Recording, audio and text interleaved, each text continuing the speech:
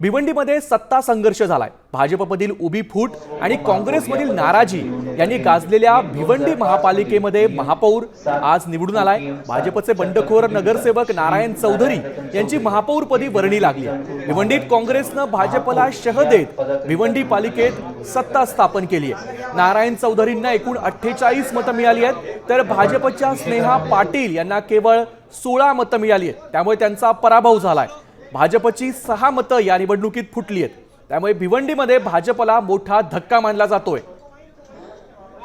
दरम्यान या सगळ्या संदर्भात अधिक माहिती देण्यासाठी आपले प्रतिनिधी विकास काटे आपल्या सोबत आहेत। विकास, आपण बघतोय भाजपला मोठा धक्का मिळालाय, काय अधिक माहिती आहे?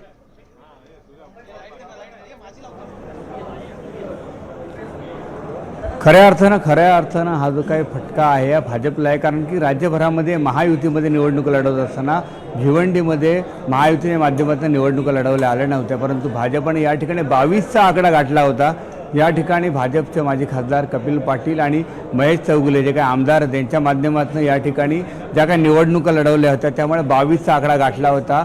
परंतु अधिकृत उमेदवार अनधिकृत उमेदवार कुठेतरी काँग्रेसबरोबर हातमिळवणी करणं, त्याच्याबरोबरच गोंधळ करणं, अशा प्रकारच्या वातावरणामध्ये ही निवडणूक प्रक्रिया पूर्णपणे पार पडली होती। खास करून आगरी समाजाचा जो काही चेहरा आहे, हा आगरी समाजाचा चेहरा भिवंडीच्या ग्रामीण भागातून देण्यात यावा यासाठी नारायण चौधरी आता विजय झालेले आहेत। 6 जी काही मतं फुटलेली आहेत भाजपची, यांची देखील चौकशी प्रदेश कार्यालयाकडून केली जाणार आहे।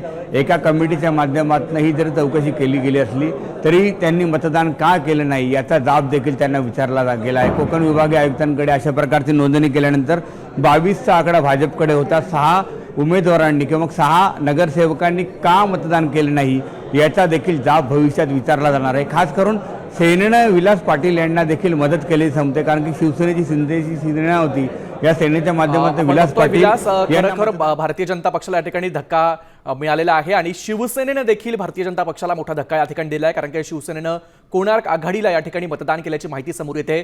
भारतीय जनता पक्षाची 6 मतं इथं फुटल्याचं समोर येत आहे।